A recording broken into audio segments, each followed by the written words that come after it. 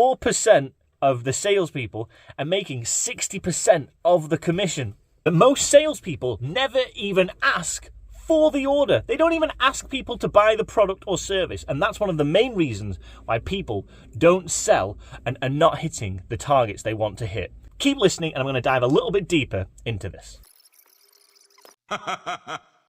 Woo! One of the main reasons you're not selling enough or as much as you'd like is because you're not AFT O, which is always ask for the order. One study showed that 63% of sales interviews, of sales calls, of prospecting conversations, the salesperson doesn't specifically ask if the prospect wants to buy or not. Even more surprisingly, 47% of all salespeople asked for the order once, and then when they got told, no, it's not for me, they stopped. They stopped asking completely, so they quit after one ask. Now you might think, yeah, that's reasonable. If I asked somebody for something, they said, no, I don't want to buy it, or I'm not interested in that, yeah, I'd give up as well. But the statistics are shocking, and there's a reason that I'm going to tell you in a minute, which is why you need to keep asking and keep making sure that if they say no, it's not because they don't like the product. It might be because you've not explained properly or helped them understand what the value is to them. So you really need to believe in the product and the solution that you're selling. And that's, most people only ask once, right? So that's an interesting stat. 24% of salespeople ask for the order twice. So after they've been rejected once, no, I don't want to buy it, it's not for me, they'll then muster up the courage to ask again, maybe in a different way. Well, did you know that it also does this? It adds this much value in this other specific area. Once they say no, that's when most of those people stop. So 26% of the people don't ask after the second rejection. 14% of salespeople don't ask after the third time. So they ask once, get rejected, ask twice, get rejected, ask 3 times, and that's when 14% of that total population give up completely.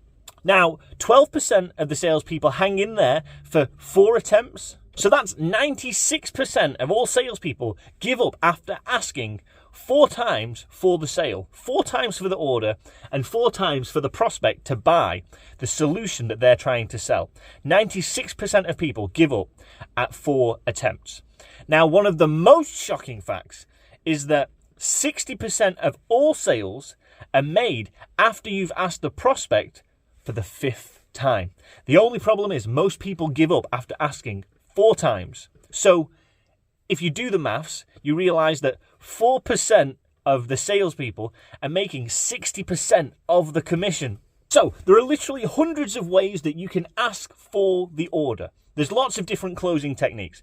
I'm doing the 25 best closing techniques at the moment, going over Brian Tracy's closing techniques. So if you want to check them out, click and check my videos. And I'm going to be adding a couple more closing techniques from Zig Ziglar to this. So I just wanted to talk about that shocking statistic today, that most people give up after asking 4 times. 4 times. 96% of all salespeople don't ask more than 4 times. However, 60% of all sales are made after you've asked for a 5th time. So you need to know that you will get rejected. You won't get the answer straight away. It won't be what you want. If it closes in those early stages, fantastic. No, that's not the norm though. It's not typical, and you shouldn't rely on it. This is why you need closing techniques to help you come at the challenge in a slightly different way. Mix it up. Stay positive. Don't get negative. Don't get bogged down. Be positive, be consistent, and add value. And this is how you can close more sales, by asking persistently in a positive and encouraging fashion. I'd love to know what you think about this video, guys, because if I'm honest, a lot of the times when I didn't make a sale, it was because I didn't even ask. I used to think that asking was considered rude, that, you know, it was pushy. I used to think, hey, I'm not a pushy salesperson. But the fact of the matter is, if you're in sales, it's not pushy to ask your products to ask your prospects to buy your products if you believe their life will be better once they've purchased those things. If you really believe that people in those specific roles have benefited in the past from buying your products and services, you should ask again, because maybe you've not helped them see the true value. And this is why it's so important as salespeople to understand the value that we give. There are some studies that show that the one differentiating factor that leads people to stay with companies and to buy from companies is salespeople. Now, that doesn't mean that salespeople in general are inherently amazing. What it means is good salespeople. Now, these aren't salespeople that badger, that force and coerce people. These are salespeople that ask logical questions, and those questions increase the buyer's prospect's desire to buy what you're selling, yes, but they also help them understand that they've got a problem they didn't know they had before. They might be losing money. They might not be as efficient.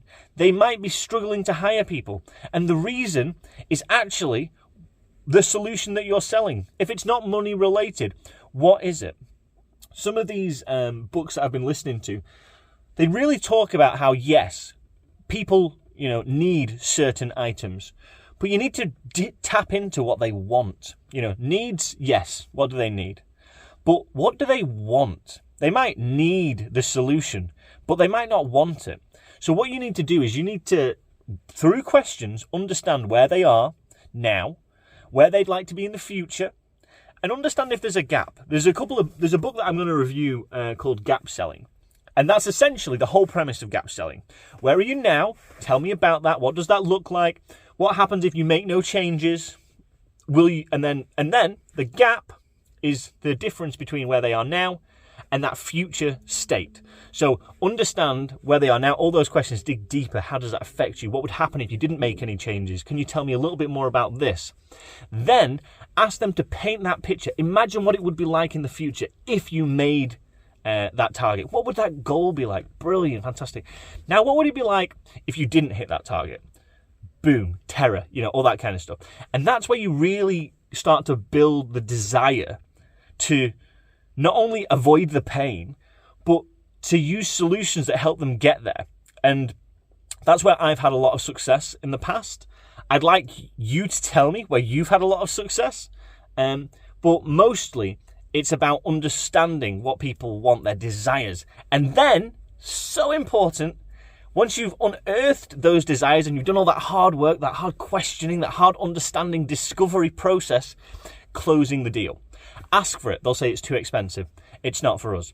You make it sound reasonable. They come with another objection. You handle that objection. So just know that in any situation, they will say no at least 5 times, And then after the 5th attempt, that's when they'll say yes. But if you give up, you'll never get there. So the message I want to leave you with today, guys, is be persistent. It's not pushy. It's not rude. What it is you have belief that your solution will help them and their life and their journey and all that kind of stuff. So it's not rude. It's not pushy. You're actually helping them. And that's where I see myself as a sales professional. It's not that I'm trying to sell my solution, which I am, but it's that I'm trying to help people. I want them to want to buy it. Number one, because I want to have long-lasting relationships with my prospects. I think that's vital. And it makes me happier as a salesperson. So the one thing that I'm going to leave you on today, guys, is make sure you ask for the sale. It's not pushy. Believe in what you sell and ask.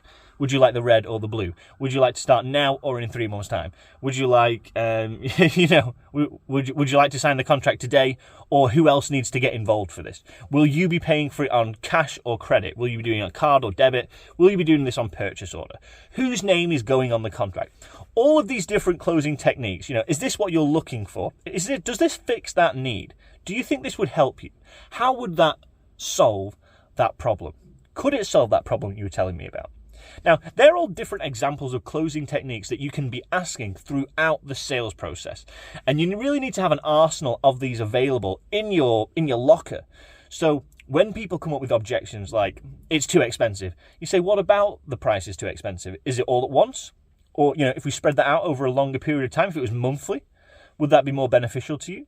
If they say £200,000 is too much money, You say, well, let's break it down, you know, over the course of, I don't know, you know, £240,000 is too much money. You say, okay, well, you know, if we break that over the, you know, 10 or the 2-year period, that's only £10,000 a month. Break that down again. Every 2 weeks, that's £5,000. That means every week it's £2,500. That means, you know, and break it down to the ridiculous. So use these techniques. Let me know what your favorites are and keep asking. One thing that I log into my brain is it's not about knowing that you have the right product. It's about transferring that knowledge to the person you're speaking to. So thank you for watching, guys. I hope the lighting's been all right on this. And if you want to like, share, or subscribe, that would be delightful. So have a great day, and I'll see you later. Let's get closing, let's get winning, and let's get improving our lives. See you later.